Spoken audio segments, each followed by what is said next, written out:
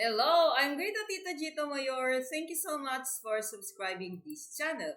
Please don't forget to like, comment, share so that others will also be equipped about their purpose and potential. If you are new, click the subscribe and notification bell so that you will be notified whenever I will upload a new video. In this channel, you will receive Wisdom for Living. We are now on day 348. The benefits of law, secure purpose, and function. And our text is found in Colossians chapter 3, verse 17. And whatever you do, whether in word or deed, do it all in the name of the Lord Jesus, giving thanks to God the Father through Him. So what does it mean? Now, whatever we do, it says, let us do it in the name of Jesus. Bakit? Kasi nga, nire-represent mo si Jesus Christ. Nire-represent mo yung kaharian ng Diyos. So, dapat gawin mo ang mga bagay-bagay dahil sa iyong hari. Dahil sa ating hari, siyang ating Lord, the owner of our life, and our Savior, tagapagligtas. So, kapag ka lahat ng bagay ginagawa mo dahil iniisip mo, nire-represent mo yung ating hari, of course, you will do good things. Remember, you always have the audience of one. Kahit walang nakakikita, nandyan siya, nakatingin sa'yo. So, kaya kailangan ay dapat nating gawin kung ano yung ginagawa natin, ang gawin do it in the name of our King, the name of our Lord Jesus, para may represent mo siya ng maayos. So, ibig sabihin nun. Kaya sumunod tayo sa mga guidance o sa mga batas at tuntunin na sinasabi ng ating tagapaglikha para ma-represent natin siya ng maayos at hindi mapapahiya ang kanyang pangalan. Law allows us to function within God's general design for human life and the plans and purposes He sets for our individual lives. The blessing of the Lord brings wealth and He adds no trouble to it. Proverbs 10:22. So it means it will not bring you sorrow. It will not stretch you out. It will not stress you. Yan. So hindi mo ni-stress sarili mo. Pagpapala yun ni God eh. Napakalaga yun na maintindihan ng karamihan kasi yung karamihan ay lagi mong naririnig ngayon ng tao, nakaka-stress, nakaka-stress, nakaka-stress. Nakaka-stress. Yan yung lagi mong naririnig. Nako, alam mo ba na ang stress ay nakakaus ng sakit? Alam natin yun. So, that's why, alam ni Lord na ganun yung gagawin ng tao, ma-stress or mag-worry. Kaya nga naglagay siya ng batas at tuntunin para sundin natin at mapalaya tayo sa ganung sitwasyon. Law allows us to function within God's general design. Kung anong disenyo niya sa atin, ay maging ang disenyo sa atin maging successful and prosperous, naglagay siya ng batas at tuntunin para siguradong maabot natin yon. Yung plans and purposes niya, naging set para sa atin. Kaya sabi, for many are the plans in man's heart, but the Lord's purpose that will prevail.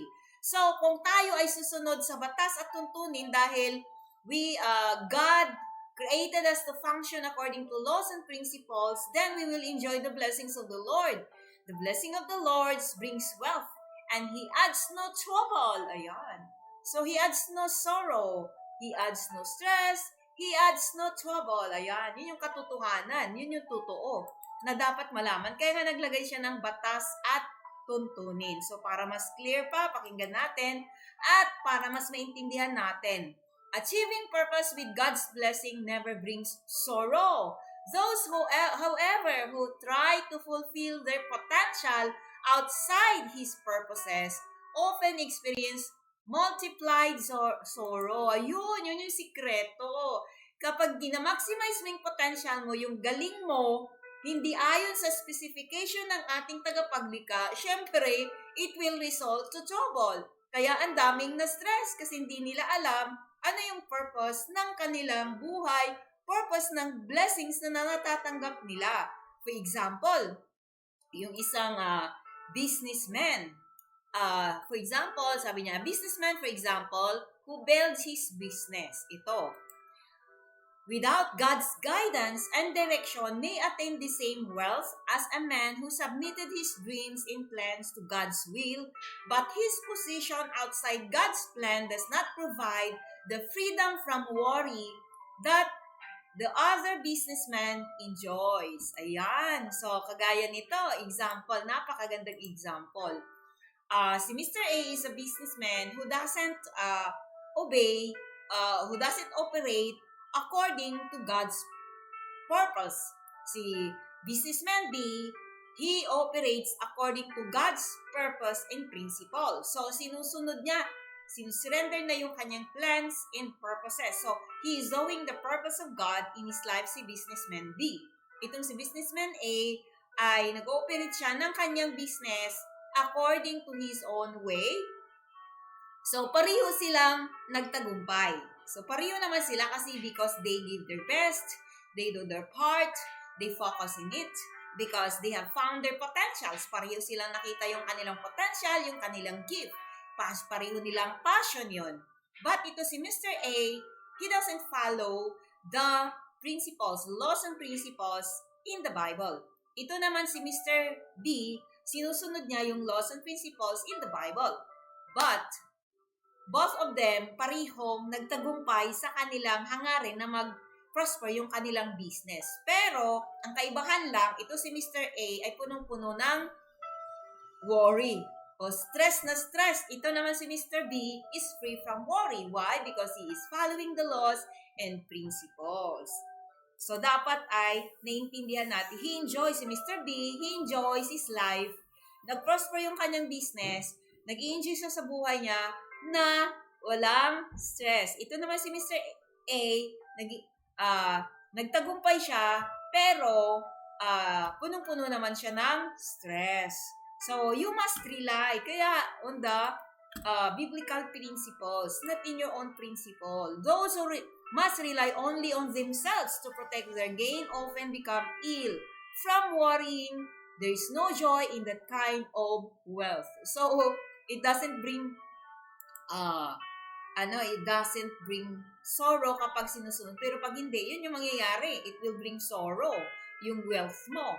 So, yung wealth na binigay ni God, na kung saan sinusunod yung batas at tuntunin, ayun, mayroong kapayapaan, ibig sabihin walang worry. So, when the Lord blesses a person, wala itong kaakibat na worry, trouble. When the Lord blesses a person with prosperity, He both protects what He has given and He serves as a resource to the recipient. Man needs spiritual resources as surely as he needs physical and material assets.